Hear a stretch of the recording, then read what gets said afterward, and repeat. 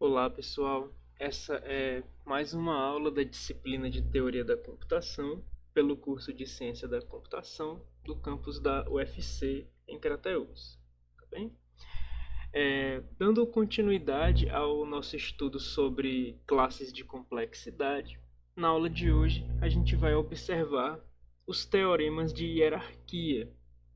Esses teoremas essencialmente estabelecem que, dada uma certa métrica de custo, como por exemplo as clássicas de tempo e espaço, esses teoremas estabelecem que, se você tem uma quantidade limitada de tempo, ou se você tem uma quantidade limitada de espaço, sempre vai haver algum problema decidível que você é incapaz de decidir com as suas restrições de tempo e espaço, tá bem? Então, para a gente verificar isso,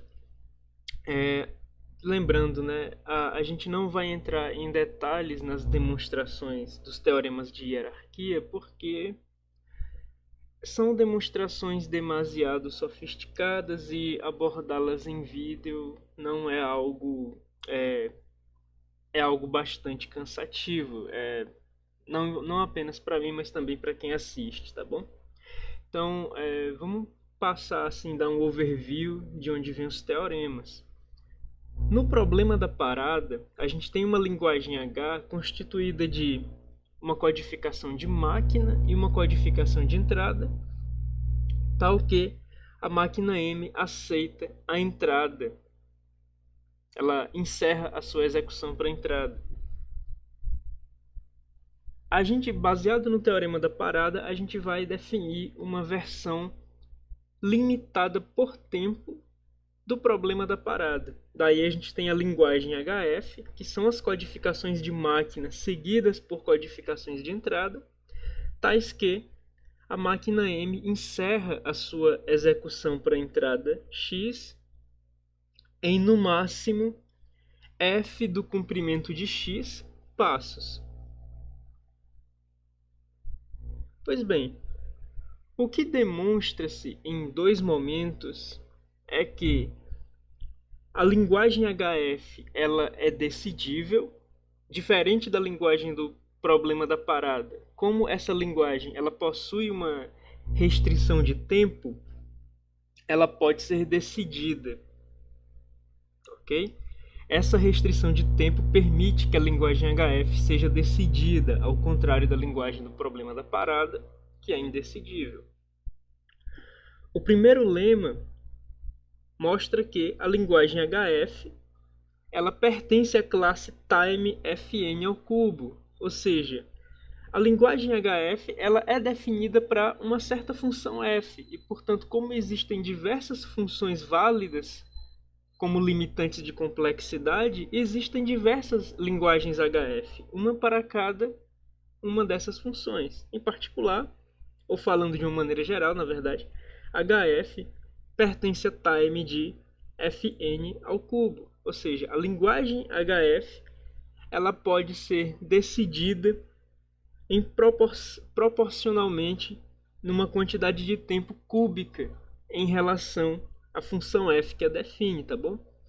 A demonstração disso ela é bastante longa, tá bom? Mas basicamente constrói-se uma máquina de Turing capaz de decidir a linguagem HF, uma máquina de Turing como sendo uma espécie de máquina de Turing universal limitada com esse acréscimo de contagem de tempo, tá bem? Um outro lema que é demonstrado, e esses dois lemas são combinados para mostrar que classes de complexidade em tempo são subconjuntos próprios de outras classes de complexidade mais abrangentes. Um outro lema que segue uma demonstração por contradição mostra que a linguagem HF ela não pertence à classe time f de n sobre 2. Ou seja, ele mostra que, apesar da linguagem HF poder ser decidida em tempo f de n ao cubo, ela não pode ser decidida em tempo f de n sobre 2. O que isso nos diz? Isso nos diz que a classe time fn sobre 2 ela vai ser ela naturalmente é um subconjunto da classe time fn ao cubo, mas como a presença de hf em time fn ao cubo e a ausência de hf em time fn sobre 2 nos mostra, apesar de ser um subconjunto de time fn ao cubo, time fn sobre 2 é um subconjunto próprio, já que existe pelo menos a linguagem hf presente em time fn ao cubo e ausente em time fn sobre 2.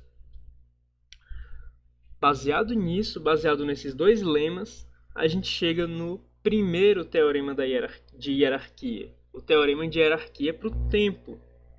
Se fn é uma função pelo menos linear e uma função de complexidade válida, então a classe time fn ela é um subconjunto próprio, ela está propriamente contida na classe time f2n mais 1 ao cubo.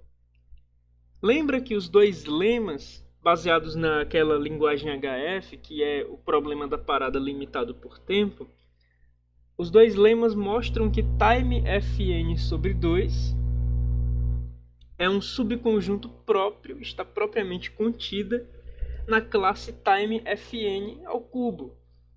Essencialmente, o teorema 7.1 ele está ajustando o seu enunciado para, em vez de tomar a princípio a classe contida como time fn sobre 2, ele está tomando a classe contida como time fn e daí está ajustando a classe que é garantida de propriamente contê-la, certo? Está ajustando o argumento, compensando o n sobre 2, que aqui virou fn, multiplicando por 2 e como era piso somando mais 1, e por fim, como seria de qualquer forma o cubo, tomando o cubo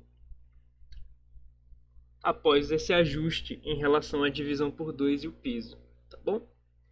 Então a gente tem o primeiro teorema da hierarquia, e o primeiro teorema da hierarquia mostra que existe alguma linguagem que pode ser decidida em tempo f de 2n mais 1 ao cubo, que não pode ser decidida em tempo f de n. Ou seja, uma vez que estabeleça-se uma limitação de tempo, o teorema da hierarquia garante que, com a nossa limitação de tempo, vai haver linguagens decidíveis que não será possível decidir sob a nossa limitação de tempo. Uma das consequências disso é que a classe P ela é um subconjunto próprio da classe ESP. E a gente também tem o teorema de hierarquia para o espaço. Dessa vez o livro traz o teorema de hierarquia para o espaço sem nem mesmo apresentar os lemas que o sustentam, tá bom? Mas a ideia é basicamente a mesma, é mostrar que uma certa classe de espaço está propriamente contida em uma outra classe de espaço suficientemente mais abrangente. Então, uma vez que f de n seja uma função de complexidade válida, a classe SpaceFN ela vai ser um subconjunto próprio da classe SpaceFN log Fn. Ou seja, existem problemas que podem ser decididos em tempo Fn log Fn que não podem ser decididos em tempo... existem problemas que não podem ser decididos em espaço Fn log Fn. Existem problemas que podem ser decididos em espaço Fn log Fn que não podem ser decididos em espaço f de n, tá bom? A gente também tem um teorema de gap, e o teorema de gap, ele aponta para a existência de uma função f dos inteiros não negativos para os inteiros não negativos, tal que a classe time_fn ela equivale, ela é a mesma classe time 2 elevado a fn, tá bom? Mais uma vez, é uma demonstração um tanto extensa e a gente não faz a cobertura da demonstração no vídeo, tá bom? Então, essa parte de teoremas de hierarquia de tempo e espaço, ela seria mais confortável de se lidar utilizando uma aula convencional. Como eu acredito que esse seria um assunto muito denso para cobrir no formato de vídeo, a gente está apenas enunciando os teoremas e ignorando as suas demonstrações, tá bom? No entanto, a gente acabou até dando alguma ideia de como os lemas do teorema de hierarquia de tempo se relacionam para construir o próprio teorema de hierarquia de tempo. No entanto, a gente não entrou em detalhes nas demonstrações dos lemas. Bom, então esse é o conteúdo da aula de hoje e até a próxima aula.